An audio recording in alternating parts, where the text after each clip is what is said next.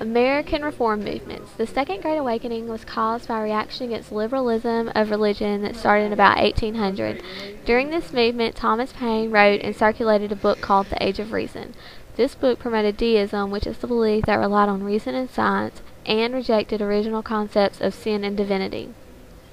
This movement was successful because it brought women to the front as new members of churches and allowed them to form charities and crusade for the most outstanding reforms of the era. School or education reformation. Horace Mann campaigned for more and better schools for both men and women, but this would only be for free people. The early schools were rough and not much was taught due to insufficiently trained teachers and only a few months of schooling. The temperance movement of 1850s. American Temperance Society implored drinkers to stop drinking alcohol. This movement swept across the nation but was unsuccessful. In the 1850s, they supported the Maine laws which regulated or prohibited the sale of alcohol. The interest in this movement died out during the Civil War but started up again in the next decade.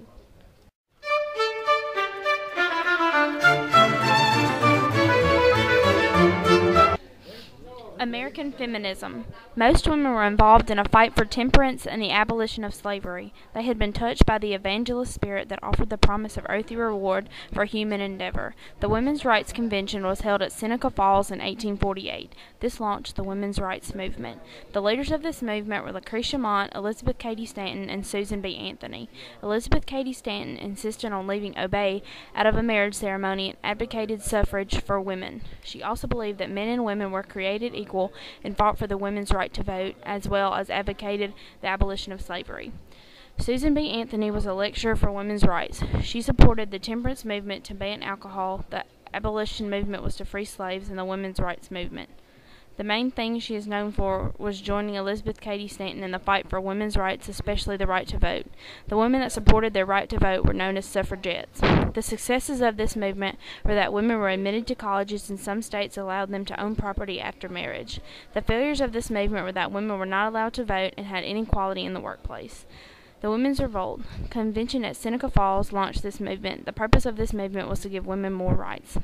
Dorothea Dix was born in 1802 and died in 1887. She has impacted society by promoting legislation to improve mental institutions and prisons. Because of her efforts, institutions for the sane and poor were created in 20 states and Canada, as well as influence improvements in prisons and housings for the poor.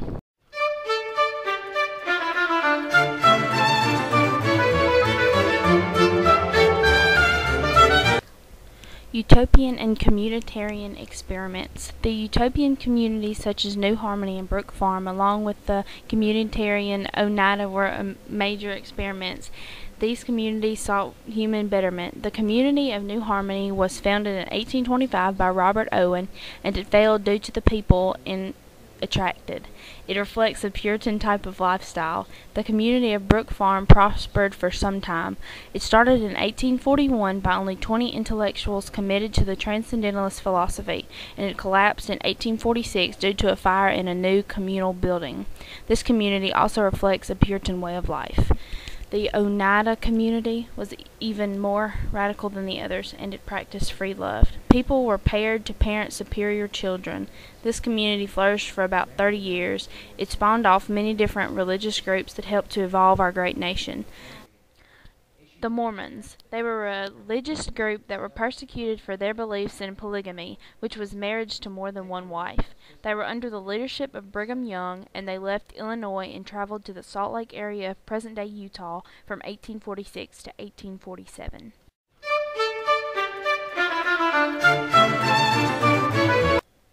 The most notable American achievements. The most notable American achievements in science were the invention of a new type of plow and the writings of Matthew Morey and Nathaniel Bowditch. In medicine was laughing gas used as anesthetics. In visual arts, Gilbert Stuart and Charles Peale's paintings of Washington. In music, the minstrel shows Dixie was written in 1859, and Stephen Foster wrote Old Folks at Home. Busy conquering the continent, Americans poured out most of their creative efforts into practical outlets. Puritans had frowned upon non-religious singing, and music was slow to change. Painting was handicapped due to the dollar-grabbing of the raw civilization, lack of wealthy class to sit for portraits, and lack of leisure time. In science, early Americans were more interested in practical gadgets than in pure science.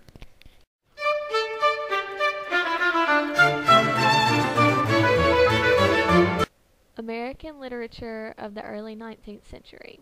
The national literature Knickerbockers Group in New York. Washington Irving, born in New York in 1783, died in 1859. He was the first American to win international recognition as a literary figure. He wrote the sketch book, which brought him immediate fame at home, as well as Rip Van Winkle and The Legend of Sleepy Hollow, which are both Dutch-American tales. James Fenimore Cooper, born in 1789, died in 1851, was the first great American writer. He wrote The Spy in 1821, The Leatherstocking Tales, and The Last of the Mohicans in 1826. William Cullen Bryant, born in 1794, died in 1878. At age 16, he wrote the meditative and melancholy Thanatopsis, published in 1817, and was one of the first high-quality poems produced in the United States. Noah Webster, born in 1758, died in 1843. He distinguished the language used in the United States from the language of Britain when he produced the first American dictionary of the English language in 1828.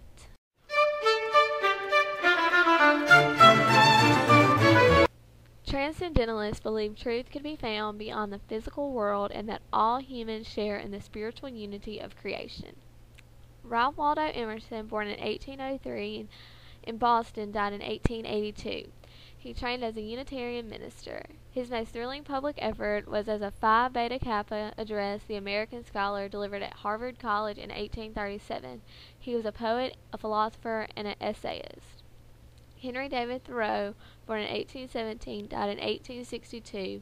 He was a poet, transcendentalist, a nonconformist, and a naturalist. He wrote Walden, or Life in the Woods, in 1854, and On the Duty of Civil Disobedience in 1849.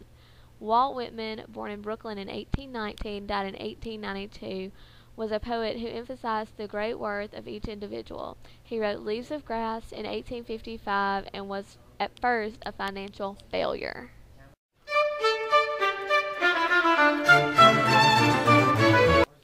Growing literary lights. Henry Wadsworth Longfellow, born in 1807, died in 1882, taught modern languages at Harvard College. He wrote Paul Revere's Ride in 1861, as well as the poems Evangeline, The Courtship of Miles Standish, and The Song of Hiawatha.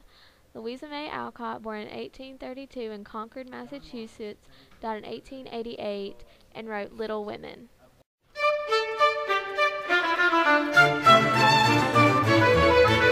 Literary individualists and dissenters. Edgar Allan Poe, born in 1809, died in 1849, spent most of his youth in Virginia. He was the master of the short story. He was orphaned at an early age. He was married to his wife of 13 years when he fell fatally ill of tuberculosis. He tried to commit suicide. He wrote The Raven, The Cold Bug, The Fall of the House of Usher, and The Telltale Heart in 1843.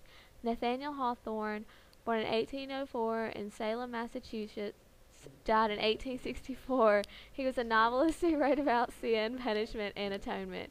He wrote his masterpiece in 1850, The Scarlet Letter. Another of his most famous novels was The House of Seven Gables in 1851. He also wrote The Marble Fawn in 1860. Herman Melville, born in 1819, died in 1910. He was orphaned and ill-educated in New York. His novels were based on his experience in the U.S. Navy. He was on a whaler for 18 months. He wrote his masterpiece in 1851, which was Moby Dick, and dedicated it to Nathaniel Hawthorne. Emily Dickinson, born in 1830, died in 1886. While living in seclusion, she wrote over 1,800 poems. She wrote about love, death, and immorality. Today, she is regarded as the greatest influential poet of her time. Only a few of her poems were published before her death.